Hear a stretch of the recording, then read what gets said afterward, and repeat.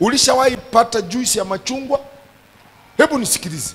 Unapataje juice kutoka kwa machungwa? Hauwezi ukapata juice kutoka kwa machungwa kwa sababu ulipapasa chungwa. No. Ili upate juice kutoka kwa machungwa lazima ufinye. Saa nyingine unafinya mpaka unaona mkono unatetemeka. Ndio kukuonyesha maji yametoka yote, and then unatupa yale makapi.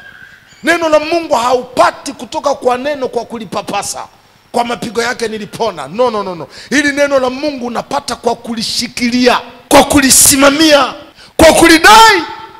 And then anaingiza roho ya hilo neno, litafika mahala sio wewe tena unayelingangania. Ile roho iliyo ndani yake Mungu amerejesha ahadi yake. Hiyo ndio inayokupigania, and then unapata zaidi kuliko ulivyotaka.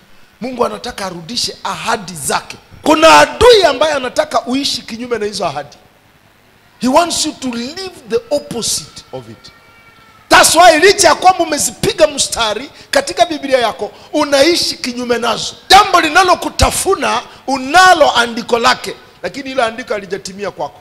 Vitu vinavyokutesa una mistari ambayo Mungu amekuahidi, lakini hazijawahi timia kwako. Hizi ndio sababu Biblia inasema mwivi huja kuiba. Anaiba nini? Anataka asimame kinyume na hizo ahadi ili uishi kinyume.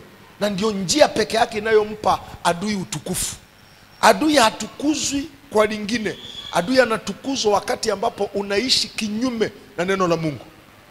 Aliposema atabariki kazi ya mikono yako, lakini leo hii chochote unachoshika kinakufa. Chochote unachoshika kinakufa. Adui analifanya kimakusudi ili udharau neno la Mungu.